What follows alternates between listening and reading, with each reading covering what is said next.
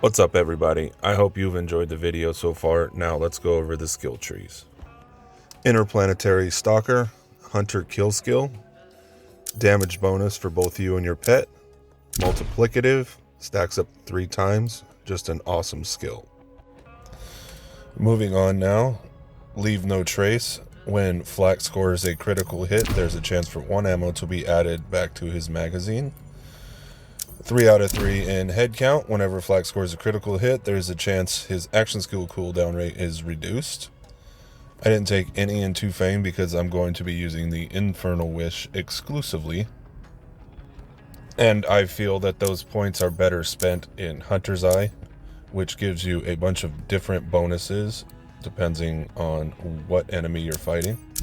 Tier 4, we're going to max out Big Game, which makes all your hunter kill skills more effective, duration, and potency. Most Dangerous Game gives you crit hit, gun damage, all sorts of bonuses. Galactic Shadows, good for survivability, and an extra 15% crit damage bonus. That leaves us with 3 skills left to get down to Megavore, the Capstone, and the Red Tree. So I'm going to max out Hunter's Eye.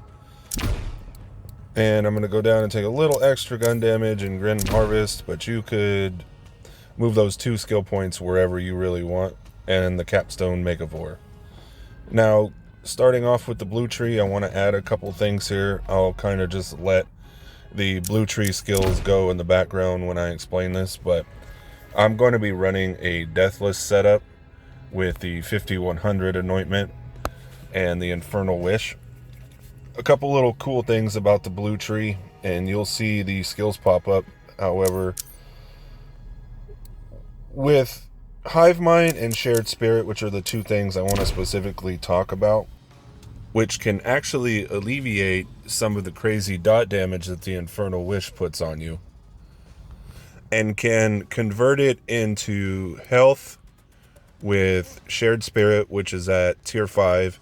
And with Hive Mind, it actually will convert some of it into damage for your pet, which are 2 little cool things, and definitely helps with keeping you vertical when you're using the Infernal Wish.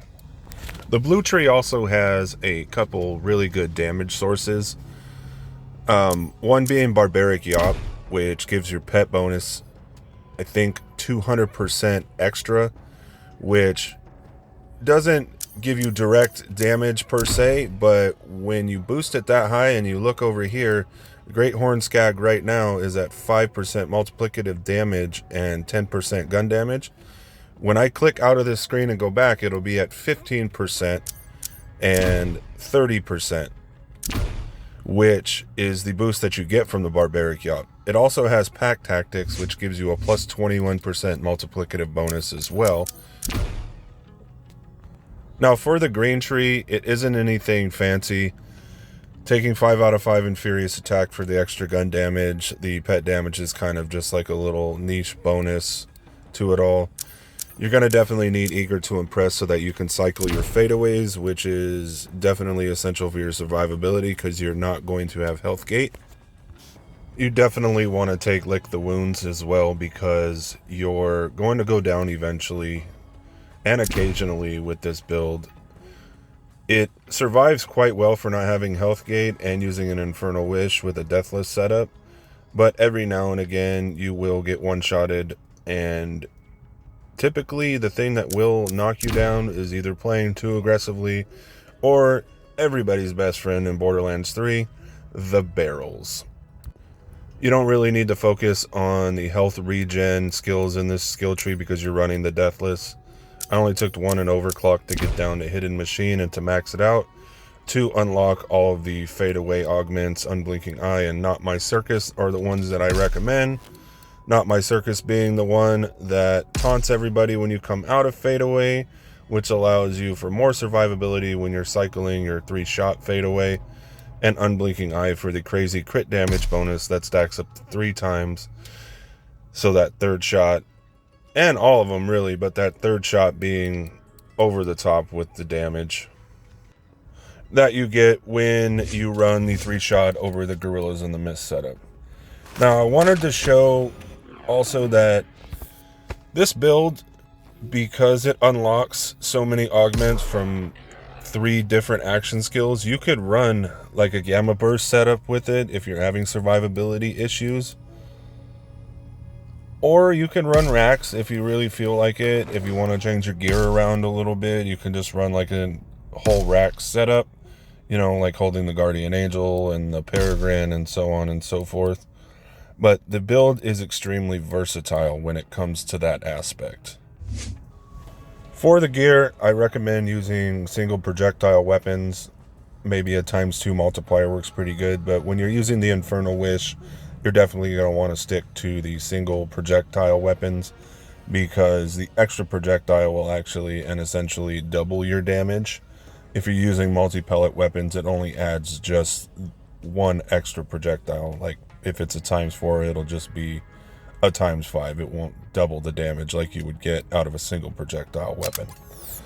The comm or class mod, however you want to say it, that I prefer is the Cosmic Stalker. It's more consistent in my opinion and gives you a better overall experience. You can just leave it on if you wanted to boss. There's a couple things like, you know, like the Bounty Hunter or the Stack Bot will do better for some burst damage or for bossing, but I kind of just leave it on the whole time. There's a couple relics that I recommend you run. The main one being the Atom Bomb Deathless for the crazy like the RADSPLOSION or the huge burst once you kill somebody. That's kind of why I prefer using jakobs with it. Jakobs have high damage numbers on the card, which translate into huge RADSPLOSIONs, and for like mobbing, or if it's like you kill an enemy next to like one of the mini bosses or the Kraken or something like that, you'll essentially just wipe them right off the map. Flax specifically synergizes well with Jakobs' weapons, you know, with like his red tree and some of his damage bonuses. It just works really well together. But that's pretty much it. If you liked the video, hit the like and consider subscribing. Take care, everybody.